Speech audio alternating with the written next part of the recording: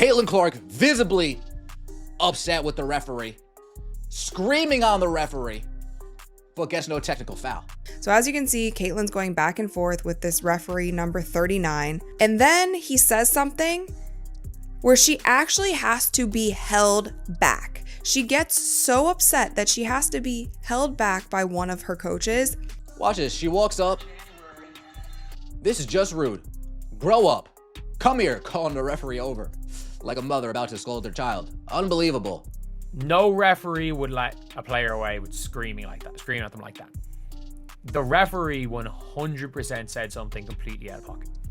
And now you have a tweet that goes out from Caitlin Clark's brother that says, make no mistake, this is on the reffing. And this is right after she seemingly got injured again. All the referees do in these scenarios is make the game about them. Caitlin Clark just told a WNBA referee to grow up and threatened to call the league on him, yet somehow walked away without a technical foul.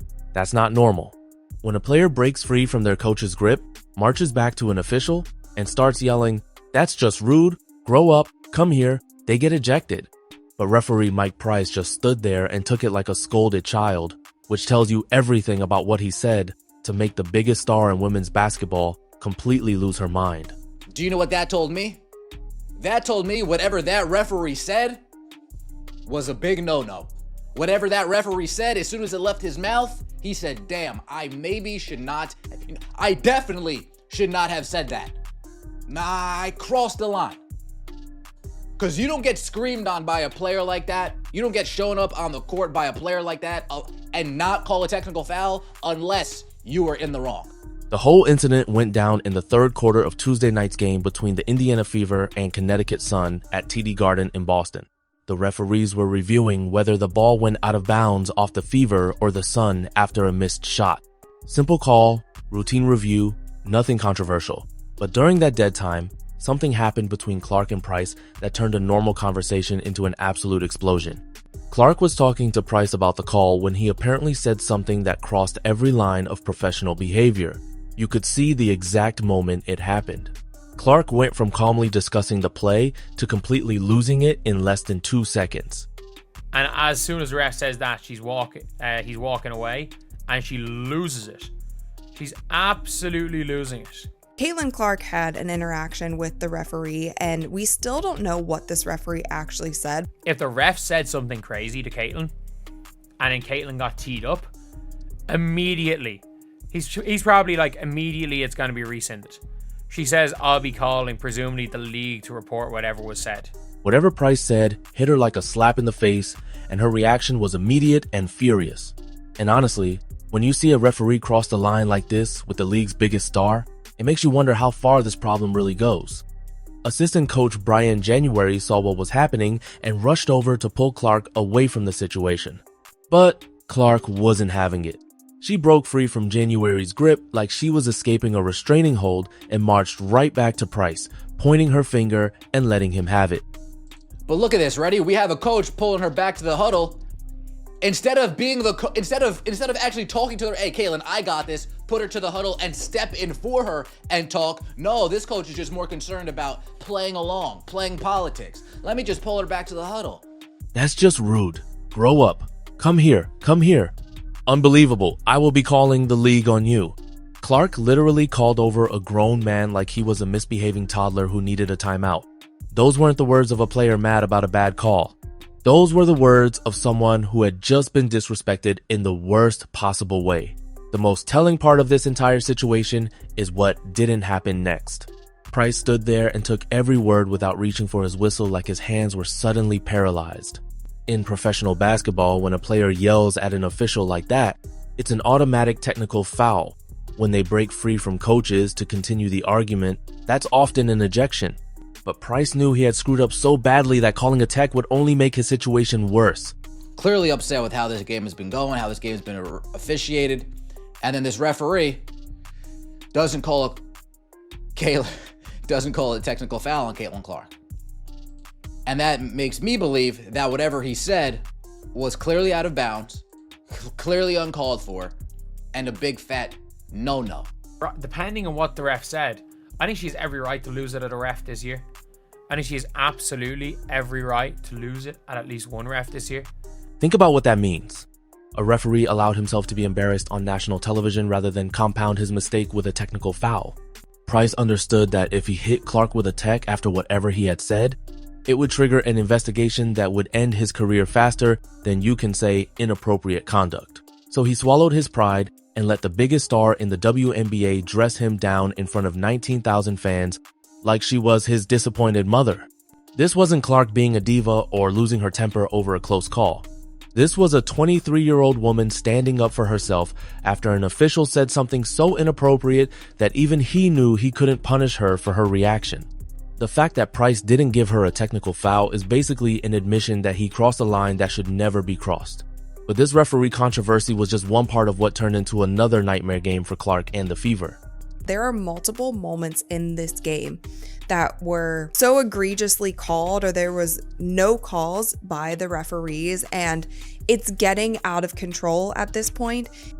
The refereeing yesterday, we see Tina Charles hit AB with a stiff forearm, literally turns around and hits her with a stiff forearm. We see Sophie Cunningham get elbowed in her neck, no call, saying that she flopped. The referees yesterday, they were in a league of their own in terms of incompetence. Even though they won 85-77, the physical toll on Clark was obvious from the opening tip. She struggled all night, shooting just 4 of 14 from the field and 1 of 7 from three-point range. Her 14 points, 8 rebounds, and 7 assists were solid numbers, but you could see the frustration building with every missed shot. The Connecticut Sun came into this game with the worst record in the WNBA at 3-19, but they played like a team with nothing to lose and everything to prove by targeting the league's golden girl. They were physical, aggressive, and constantly testing the limits of what the referees would allow. Tina Charles was throwing elbows and forearms all night like she was auditioning for the UFC, including one blatant shot to Aaliyah Boston's face that somehow wasn't called a flagrant foul. And then you can see Tina Charles just kind of swims around and then throws Aaliyah Boston to the ground, like punches down on her. And she's on the ground, and that was not called a flagrant one. That was called literally a common foul. Apparently, contact is legal when you're wearing a Connecticut Sun jersey. The officials seemed determined to let both teams play through contact, which always favors the more physical team because apparently basketball has turned into a contact sport overnight. Connecticut took full advantage, bumping Clark on every screen, hand-checking her on every possession, and making sure she felt contact every time she touched the ball.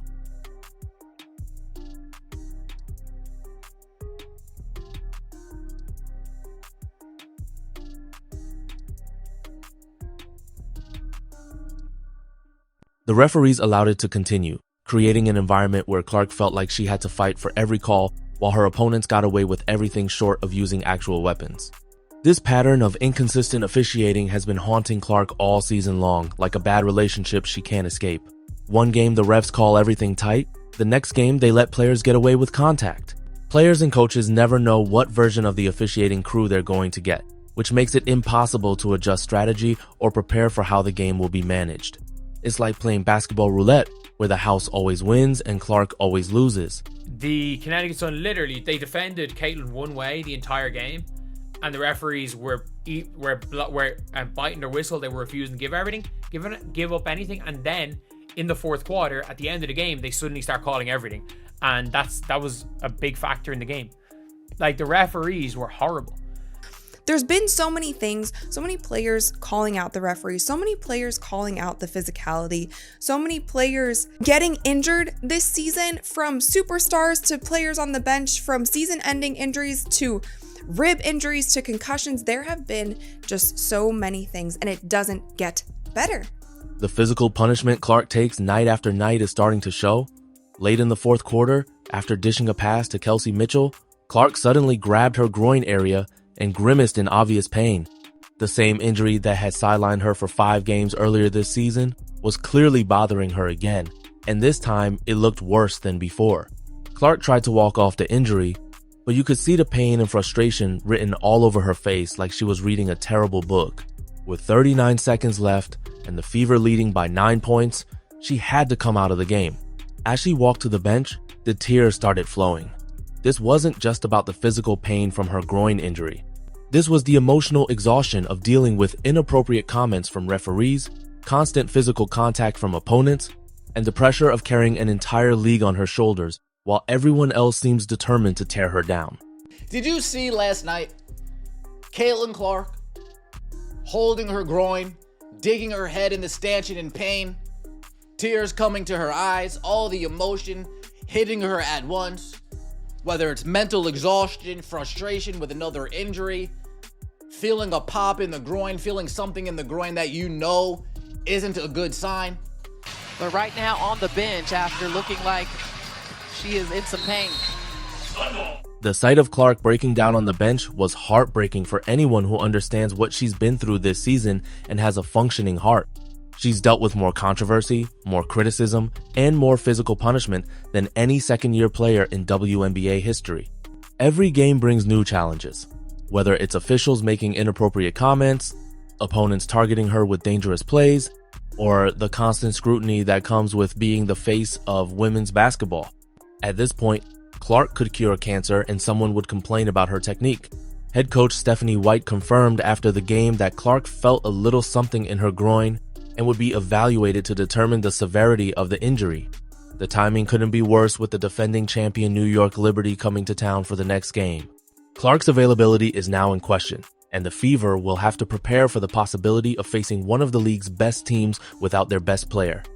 Kathy Engelbert doing nothing but talking about, oh, what if this player gets injured? What if this player gets injured? What if this... Well, now you have your wish, Kathy. Happy? She's injured. She's been injured all year. Not only is she injured, but now you got her breaking down on the court. Good job, Kathy. You really rocked it, sister. She is a multi-million dollar, I could even argue a billion-dollar basketball player. And so she needs the top of the line people just making sure that she is good. You don't want to see an injury like this escalate into something where it turns into something that's actually torn and she is out for a whole year or more. Because apparently the basketball gods have a personal vendetta against Indiana this season. The groin injury is particularly concerning because it's the same area that cost Clark 5 games earlier this season. Groin injuries are notoriously difficult to heal completely, especially when players try to return too quickly. The fact that Clark was in tears suggests this might be more serious than the team is letting on, which could mean more missed games during a crucial stretch of the season. What makes this situation even more frustrating is that the injury appeared to be non-contact. Clark wasn't fouled or bumped on the play where she got hurt. She simply made a pass and felt something pop in her groin area. That suggests the injury was either a re-aggravation of her previous problem or the result of compensating for other physical issues caused by the constant punishment she takes during games. Her body is basically falling apart from all the contact, but sure, let's keep pretending everything is fine. The referee incident with Price is just the latest example of how Clark is being treated differently than other stars in professional basketball and not in a good way. Male superstars in the NBA have heated exchanges with officials all the time, but those conversations happen within understood boundaries of mutual respect. What Price apparently said to Clark crossed those boundaries in a way that shocked even someone who's dealt with trash talk and pressure her entire basketball career. The audacity of this man to say something so inappropriate that he couldn't even defend himself afterward is absolutely mind-blowing.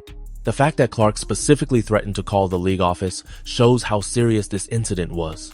Players don't make those threats over routine disagreements about calls. They make those threats when officials have said something personal, inappropriate, or completely unprofessional that violates every standard of referee conduct. Price's decision not to give Clark a technical foul is essentially an admission that he knew he was in the wrong and probably shouldn't have a job anymore. Referees don't let players scream at them without consequences unless they understand that calling a tech would only make their situation worse. Price realized that whatever he had said was so inappropriate that punishing Clark for her reaction would trigger an investigation that could end his career faster than a Caitlin Clark three-pointer. Smart move, Mike, but maybe try keeping your mouth shut next time. This creates a dangerous precedent for how officials interact with Clark going forward.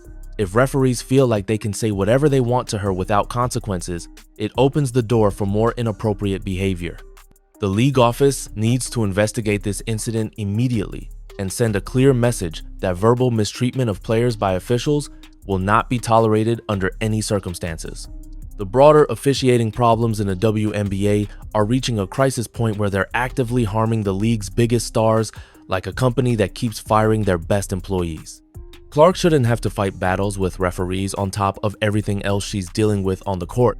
She's already facing constant physical punishment from opponents, intense scrutiny from media and fans, and the pressure of carrying women's basketball to new heights. Adding incompetent referees to that mix is like throwing gasoline on a fire and then acting surprised when everything goes wrong. When officials add inappropriate comments and unprofessional behavior to that mix, it creates an environment where even the most mentally tough players can reach their breaking point. Clark's emotional breakdown on the bench wasn't just about her groin injury. It was about the cumulative effect of dealing with disrespect and unprofessional treatment from people who are supposed to be neutral arbiters of the game, but apparently missed that memo entirely. The WNBA is at a crossroads where they can either address these officiating problems immediately or watch their biggest star get driven away by incompetent and inappropriate behavior from their own employees. Clark's threat to call the league office should serve as a wake-up call that their current system is failing the players who make their product valuable. Commissioner Kathy Engelbert and the league office have an opportunity to use this incident as motivation for meaningful reform in how referees are trained, evaluated, and held accountable for their behavior. But that will only happen if they're willing to acknowledge that what happened between Price and Clark was unacceptable and take concrete steps to ensure it never happens again. Although knowing the WNBA's track record, they'll probably just issue a generic statement about looking into it and hope everyone forgets by next week. The stakes couldn't be higher as the WNBA approaches All-Star Weekend, which is being hosted by the Fever at Gainbridge Fieldhouse this year, without knowing if their biggest attraction will be healthy enough to participate. Clark has already been named team captain for the All-Star game after receiving over 1.2 million votes, but her groin injury and the emotional toll of dealing with inappropriate referee behavior could keep her out of the league's premier showcase event. That would be a financial and promotional disaster for a league that's still trying to establish itself as a major professional sports entity. Fans who bought tickets to All-Star events expecting to see Clark play would be left disappointed, television ratings would suffer, and the momentum the WNBA has built around her popularity would take a significant hit. The league can't afford to lose their biggest star to preventable problems like poor officiating and inadequate player protection, but they seem determined to try anyway because apparently self-sabotage is their specialty. The impact on upcoming CBA negotiations could be even more significant. Players are going to point to incidents like this as evidence that the league isn't doing enough to protect its stars or maintain professional standards. When your franchise player is getting verbally mistreated by officials and physically targeted by opponents without adequate protection, that becomes a workplace safety issue that affects contract negotiations. Owners, meanwhile, are watching their investment in women's basketball lose value every time poor officiating overshadows the actual games. They're not paying coaches and players to spend 80% of their post-game interviews talking about referees instead of basketball. When the product on the court is being undermined by incompetent officiating, that affects the long-term viability of the entire enterprise. The league office has to recognize that their officiating problem has become a crisis that threatens the growth and credibility of the WNBA. When your biggest star is threatening to call the league to report referee behavior during live games, that's not just a bad look. It's evidence of systematic failure in training and oversight. The solution isn't just better training for current referees, it's a complete overhaul of how officials are selected, trained, and evaluated. The WNBA needs referees who understand that their job is to facilitate great basketball, not to become part of the storyline themselves. They need officials who can maintain consistent standards throughout games and who understand the difference between competitive intensity and dangerous play. More importantly, the league needs to send a clear message that verbal mistreatment of players by officials will not be tolerated under any circumstances. Whatever that referee said to Clark was clearly inappropriate enough that they knew they couldn't compound their mistake by calling a technical foul. That should trigger an immediate investigation and disciplinary action to ensure it never happens again. The WNBA is at a crossroads where they can either address these officiating problems head on or continue to watch their product be undermined by incompetent game management. With Clark potentially missing more time due to injury and frustration, the league can't afford to lose their biggest star because they failed to provide basic professional standards during games. This incident should serve as a wake-up call for everyone involved in WNBA operations. From commissioners to coaches to referees, everyone needs to understand that protecting the integrity of the game means protecting the players who make it special. When generational talents like Caitlin Clark feel like they have to fight their own battles against inappropriate behavior from officials, that's a failure of leadership at every level. The fans who pack arenas to watch Clark play deserve better than games decided by referee incompetence and overshadowed by officiating controversies. The players who dedicate their lives to perfecting their craft deserve officials who respect the game enough to do their jobs professionally.